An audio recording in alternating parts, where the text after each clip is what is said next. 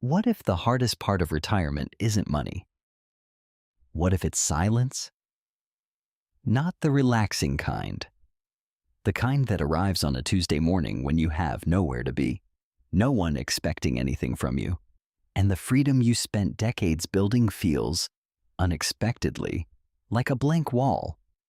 Most retirement content focuses on the number, the withdrawal rate, the portfolio, the sequence. And those things matter. But there's a layer beneath the math that most people don't discuss until they're already inside it. 7 things go quiet after you retire. And one of them, if left unexamined, compounds in ways that don't show up in any calculator. Picture the first Monday, after you leave work for good. No alarm, no Slack, no commute, no performance review scheduled for Q3. No budget meeting, no reason to check your email before 9 a.m. This is what you planned for. This is the goal. And somewhere around day 4 or 5, there's a friction you didn't expect. Not crisis, not regret, just a low-grade absence, like static where there used to be signal. The freedom is real, but so is the friction. Retirement removes more than it gives, at least initially, and understanding what it removes is the part most people skip. There's a belief that runs quietly through most financial independence communities. It sounds reasonable on the surface. If I hit my number, everything settles. Get to the portfolio target, reach the withdrawal threshold, cross the finish line financially, and the rest follows naturally. Here's what that belief misses. Money solves scarcity. It does not solve structure. It eliminates financial pressure. It does not replace psychological architecture. Now, retirement amplifies who you already are, your relationship with time, with identity, with purpose. And it removes the scaffolding that work quietly provided. You prepared financially. Most people reading this have done that part seriously. But preparation is not the same as design. And what most retirees discover, sometimes within months, is that the psychological side of early retirement has its own learning curve. This is where most retirees get surprised. So let's walk through the 7 things that go quiet. Not to alarm you, but because naming them is the first layer of preparation. The first is a quiet schedule. Work gave you an external framework you never had to design yourself. Meetings, deadlines, deliverables, and hours imposed a rhythm on your days, whether you liked that rhythm or not.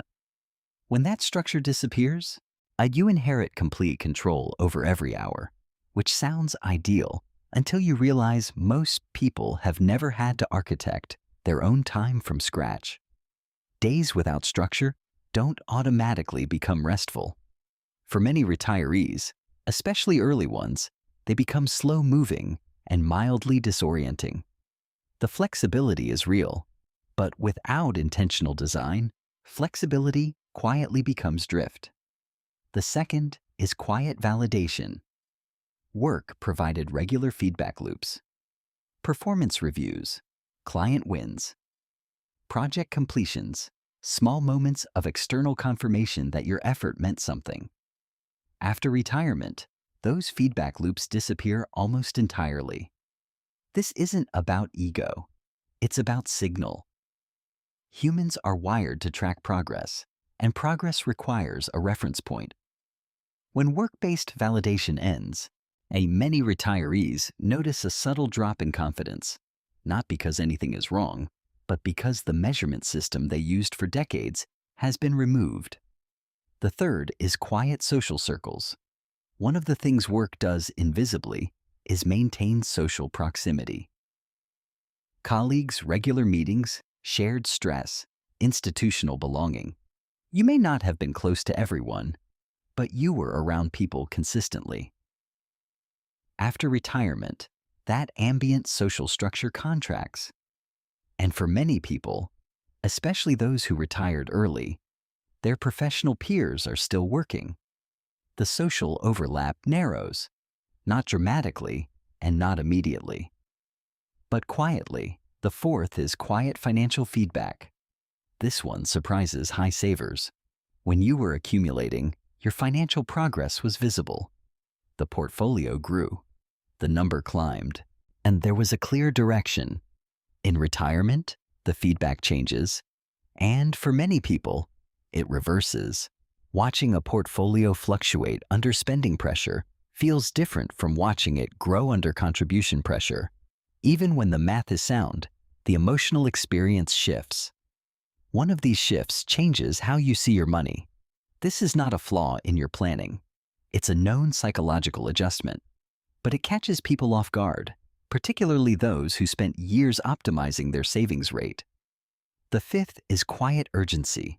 Urgency often gets framed as a negative. Deadlines, pressure, performance expectations, most people are glad to lose these. But urgency also serves a function. It creates activation energy. It gives you a reason to start. Without it, many retirees find that tasks expand to fill time or contract into vague intention. Projects that seemed exciting during the planning phase start and stall. Days end without a clear sense of output. The absence of urgency is peaceful until it quietly reduces the feeling that your time is being well used. The sixth is quiet growth. Most high-achieving retirees spent decades in environments that demanded skill development, advancement, learning curves, new challenges. That kind of growth is often ambient. You don't notice it until it's gone.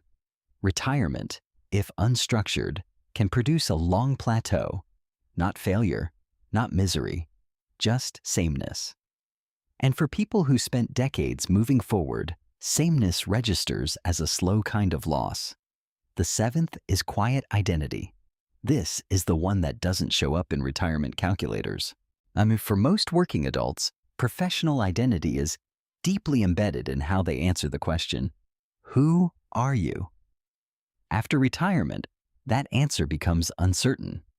Not permanently, but in the transition period, many early retirees describe a quiet disorientation around self-concept. The achievements that once defined them are past tense.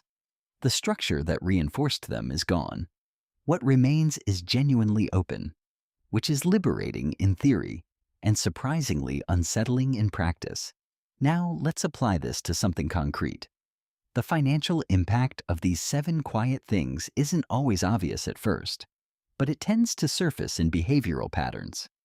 Some retirees subtly overspend in the first 12 to 24 months, not because of recklessness, but because spending fills a structural void. Purchases become decision-making. Experiences replace institutional belonging. The portfolio absorbs the psychological cost of an undesigned life. Others swing in the opposite direction, becoming hyper-conservative, reluctant to spend even within reasonable projections. Because the loss of contribution phase momentum creates a kind of financial anxiety that numbers alone can't resolve. This is where retirees start making subtle financial mistakes. Not market timing or bad allocations. Behavioral drift. Quiet, slow, structural. Here's the layer underneath that. Sequence of returns risk is well documented.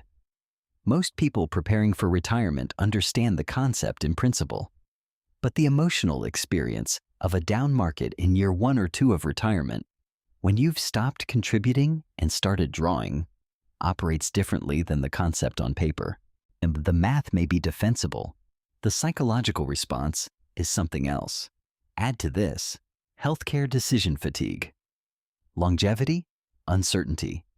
How long do you actually plan for? Partner dynamic shifts when 2 people are suddenly sharing the same unstructured time, and the slow erosion of status hierarchy that most people don't realize they valued until it's no longer available. This is why some financially prepared retirees still feel unstable, not because their plan failed, because they designed the exit and not the architecture that follows. Retirement is not an exit. That framing is incomplete. It's a structural redesign.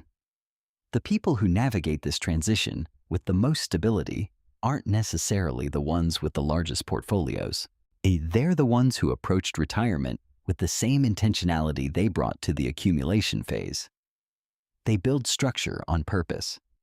They replace identity anchors before the old ones disappear. They design weekly rhythms that generate the feedback, connection, growth, and urgency that work once provided, not as imitation of work, but as conscious architecture. Freedom requires structure, not because freedom is dangerous, but because structure is what makes freedom usable. Financial independence, when it works well, is not the absence of constraint. It's the intentional replacement of external constraint with self-designed constraint. The people who thrive after early retirement tend to understand that distinction early.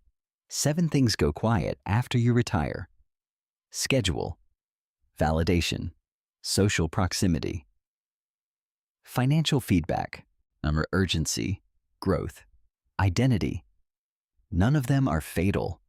None of them mean the decision was wrong, but all of them require a response. And the earlier you think about what you'll replace them with, not just what you'll escape from, the more stable that transition tends to be. What will go quiet for you? And what specifically will you put in its place? That question is worth sitting with. It may be the most important financial planning you do.